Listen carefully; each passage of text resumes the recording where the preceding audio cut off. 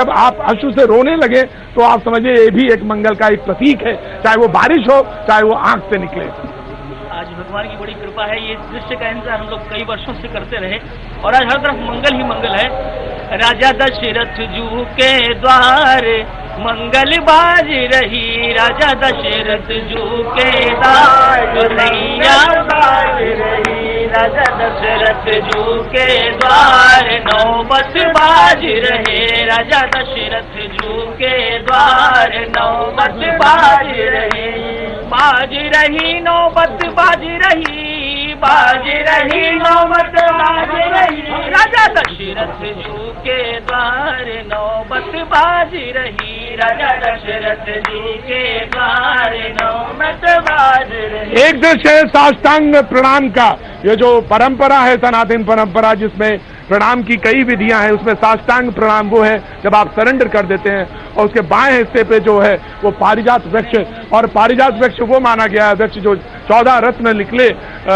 समुद्र के गर्भ से, उसमें से एक ये भी वृक्ष था जो मनोकामना पूर्ण करने वाला है, अक्षुण्णता का प्रतीक है, जो इस बात का प्रतीक है कि दिग दिगांतर तक युग युगांतर तक ये अगर धर्म चलेगा, धर्म के सनातन को मानने वाले चलेंगे तो इसी तरह ये वृक्ष भी चलेगा। बिल्कुल उसी अक्षुण्णता का ही, उस शाश्वतता का ही प्रतीक है। और माननीय नरेंद्र भाई मोदी जी जिस शुभ घड़ी में भगवान श्री राम के पावन मंदिर का मूर्ति पूजन, शिला पूजन, भूमि पूजन करने जा रहे हैं, वो ऐसा अभिजीत नक्षत्र है जो सदियों सदियों कल्प कल्पांतर युग युगांतर तक भगवान श्री राम का मंदिर और उनकी धर्म प्रथा का फहराती रहेगी। और हमारे साथ हमारे सहयोगी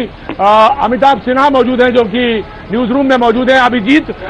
मुहूर्त है और जो वृक्ष है वो पारिजात वृक्ष है। पारिजात को जो वृक्षारोपण हुआ उसकी क्या विधि रखी गई है, किस विधि से उसको वृक्षारोपण किया गया, इसका भी एक बात जानेंगे हम अपने सहयोगी अमिताभ सिन्हा से। प्रतीक, ये आपने कहा पारिजात की आपने सारी जो अच्छाइयां वो गिनाई है, इसका विनाश नहीं होता, ये चलेगा, लेकिन सबसे खास बात है प्रधानमंत्री ने इसको अपने एक ऐसी संरक्षण की विधि से, इकोलॉजिकली जो साउंड हो उस विधि से इसका वृक्षारोपण किया है, इसको पौधा लगाया है। इसके बगल में एक और गड्ढा खोदा गया है जिसमें एक मटका रखा गया है मिट्टी का, जिसमें हर हफ्ते पानी डाला जाएगा और उसी पानी से रिस कर इस पारिजात के पौधे का में पानी जाएगा, इससे उसकी सिंचाई होगी। यानी ये गुजरात में अपनाया हुआ एक एक्सपेरिमेंट था जब वो मुख्यमंत्री थे, और गुजरात में कई राज्य जैसे सौराष्ट्र जैसे जहां पानी बिल्कुल नहीं होता उन इलाकों में ऐसे बर्तन मिट्टी के मटके रख के किया जाता था, पानी डालकर उनमें हर हफ्ते पानी बदला जाता था, उसमें घर का गंदा पानी भी लोग डालते थे ताकि इन वृक्षों की सिंचाई हो सके। ऐसे सौराष्ट्र में कई जगहों पर ग्रीनरी और गार्डन्स विकसित किए गए थे। उसी विधि से यहां पर प्रधानमंत्री ने आज ये पौधा लगाया। ये खुद जानकारी प्रधानमंत्री कार्यालय ने दी है और यहां पर मटका भी लगाया गया जिसमें प्रधानमंत्री ने अभी आपने देखा होगा पानी भरा और साष्टांग दंडवत करने का प्रधानमंत्री का ये माना जाए तो अपने भगवान राम जो इष्ट देव हैं जो उनके ऊपर साष्टांग किया था। और आपको याद होगा प्रधानमंत्री जब संसद में पहुंचे थे, जो लोकतंत्र की मूर्ति है, लोकतंत्र का की जो प्रतीक है, वहां भी जाकर उन्होंने साष्टांग किया था। तो कम से कम हमारे पास 2 तस्वीरें हैं प्रतीक प्रधानमंत्री के साष्टांग दंडवत करने की, जो पूरी तरह अपने आप को समर्पित कर देना। एक लोकतंत्र था, एक यहां राम है और दोनों का काम वो बखूबी निभा रहे हैं। प्रतीक, आपने भी राम जन्मभूमि आंदोलन को काफी करीब से देखा। प्रतीक, मैं आपसे ही एक सवाल पूछता हूं, हमने अटल जी का दौर देखा प्रतीक, जब शिलादान की तैयारी हो गई थी, जब अशोक सिंघल और प्रवीण तोगड़िया कहते थे सरकार अध्यादेश लाए, एक और प्रधानमंत्री नरेंद्र मोदी का कार्यकाल रहा जहां कोई शोर शराबा नहीं हुआ, न किसी ने मांग की, प्रधानमंत्री ने कहा कोर्ट फैसला करेगा। क्या अंतर देखते हैं आप 20 साल पहले और इस बार जो अंतिम फैसला और राम मंदिर तक? प्रतीक, आपकी राय जानना चाहूंगा मैं। जी अमिताभ, देखिए वो तो बात सच है कि वृक्ष होता है, वृक्ष का एक फल होता है और वो जो वृक्ष में जब फल आता है उसके लिए प्रतीक्षा और सब्र करना पड़ता है और जब वो पकता है तभी फल अपना वृक्ष से गिरता है। तो ये मान सकते हैं कि अब वो समय था जिसमें कि कानून से और जिसके कानून के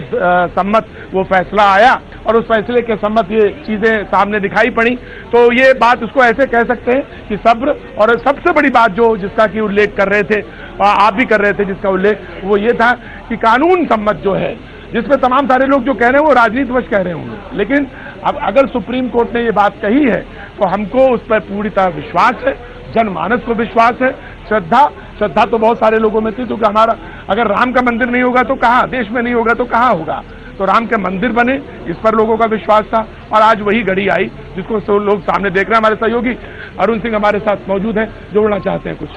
प्रतीक, ये जो तस्वीर थी ना, जो आपने कहा सरेंडर, हिंदी में इसको कहते हैं संपूर्ण समर्पण, प्रभु के सामने किसी का कोई अस्तित्व नहीं। और प्रधानमंत्री ने जिस तरह से साष्टांग दंडवत किया है उसके राजनीतिक मायने भी हैं। बीजेपी ने हमेशा से अपने घोषणा पत्र में भव्य और दिव्य मंदिर की बात कही है, और 2019 के चुनाव के पहले आप देखिए कि विपक्ष की तरफ से इतने वार हो रहे थे कि प्रचंड बहुमत आपको मिला है, उसके बाद भी आपने मंदिर निर्माण की दिशा में कोई कदम नहीं उठाया, और तब प्रधानमंत्री खामोश रहे थे जब आप शायद वो देना चाहते थे कि मैं विधिक प्रक्रिया जो है, देश में लोकतंत्र है, लोकतंत्र में जुडिशियरी है, इंडिपेंडेंट जुडिशियरी है, और शायद उनको भरोसा था, वो चाहते तो अध्यादेश ला सकते थे, बीजेपी के पास उसकी ताकत थी, बहुमत था, संसद में उनका आधिक्य था। लेकिन उन्होंने जो रूट इस्तेमाल किया, मुझे लगता है कि कहीं न कहीं एक नैतिक विजय इस बात की भी रही कि सही तरीके से, सही रूट से लोकतंत्र में और राम मंदिर बनने का आज वक्त आया है, शुभ मुहूर्त आया है। और मुझे लगता है कि प्रधानमंत्री के साष्टांग दंडवत करने,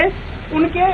धोती और कुर्ता पहनने, इन सब के मायने हैं, और ये एक संदेश है जिन लोगों ने सवाल उठाए होंगे और जिनको शंका उनकी मंशा पर रही होगी।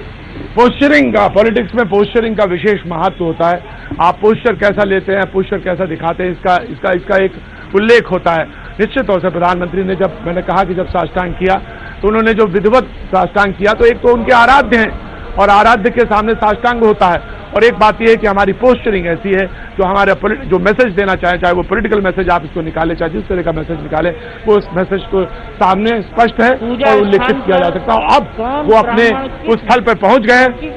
पूजा स्थान पर प्रधानमंत्री पहुंच चुके हैं, और वहां पर जी, और वहां पर और आप देख सकते हैं कि जहां पे भूमि पूजन हुआ 12 बजे, और अब वो यहां पर जो शिला पूजन है उसको करेंगे। मैंने बताया था कि 12:40 तक वो उसका पूरा उल्लेख है, 12:40 तक का वो जो वैदिक प्रक्रिया है। वो महाराज, क्या वैदिक प्रक्रिया पूरी कैसे होगी? देखिए, वो तो 3 तारीख से ही वैदिक विधि विधान का से पूजन चल रहा है, लेकिन जो अभी जिस मुहूर्त में उनको शिला रखनी है भूमि पूजन के लिए, वो 12:29 कुछ सेकेंड उसका जो टाइम निश्चित किया गया है, उस एग्जैक्ट टाइम पे उस चांदी की शिला को पूजित करके, अभिमंत्रित करके मोदी जी उस नींव में रखेंगे चांदी की ईंट को, और उसके बाद राम मंदिर का भव्य निर्माण होगा। मैं निवेदन करना चाहता हूँ कि राम राष्ट्र की संस्कृति है, राम